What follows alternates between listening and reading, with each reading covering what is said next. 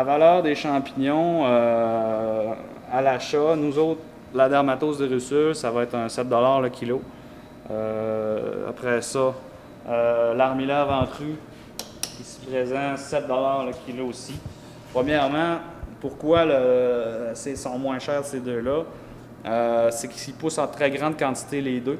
Et les deux sont encore méconnus du grand public et ils sont plus difficiles à vendre.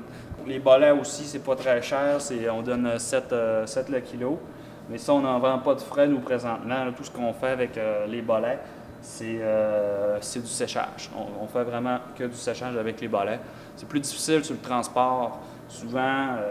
Puis, une autre raison pourquoi que nous autres, on la fait sécher immédiatement, ça nous permet aussi d'en acheter un plus large éventail. Le frais, c'est très, très difficile pour les bolets parce que c'est un champignon qui va se dégrader rapidement, souvent qui sont piqués. Fait que 10 $ le kilo pour la foliote. C'est un autre champignon aussi qui est très, très abondant dans nos forêts. Cette année, un peu moins. Je me l'explique pas très bien parce qu'au cours des 3 dernières années, c'était le champignon dans nos forêts naturelles en plus grande quantité. La chanterelle commune, elle, ça va être un 12 $ le kilo. Cette année, on a une grande variété. On a vraiment beaucoup de chanterelles communes. Beaucoup de mes cueilleurs me disent qu'ils en trouvent à plein d'endroits qu'ils n'en ont jamais trouvé jusqu'à présent. La chanterelle en tube, présentement, est à 12 $ ici, on a... Et l'île ombiliquée également à 12 $ du kilo. C'est des espèces qui sont plus tardives pour les deux. Là. Ils vont vraiment sortir dans les mêmes dates. C'est vraiment le gros rush, là, la grosse production de chanterelles en tube. C'est vraiment plus tard, dans le mois de septembre, qu'on peut avoir là, des talles vraiment très impressionnantes. Il y a d'autres espèces qu'on n'a pas présentement. C'est des espèces qui sont peut-être plus tardives. Il y a le matsutake que lui, c'est ça, on n'a pas encore eu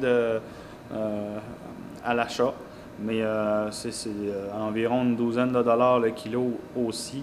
Il y a le cep qu'on n'avait pas ici. C'est un autre genre de bolet, le bolet d'Amérique.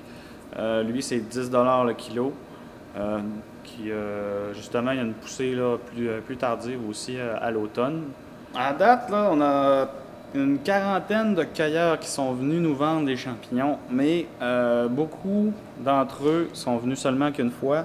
On a environ 10 ou 15 cueilleurs qui sont plus réguliers, qu'on pourrait dire, qui sont venus plus que deux fois. Là. On a une cueilleuse qui est venue, ça fait 4 semaines qu'elle vient vendre des champignons. Elle a accumulé jusqu'à présent 1 200 $ dans ses ventes. C'est quand même très bon. Sur des semaines, elle peut se faire les bonnes semaines, des 500 $. Quand même un salaire horaire régulier d'une personne là, qui pourrait faire en une semaine en travaillant un 40 heures par semaine ou un 35 heures par exemple.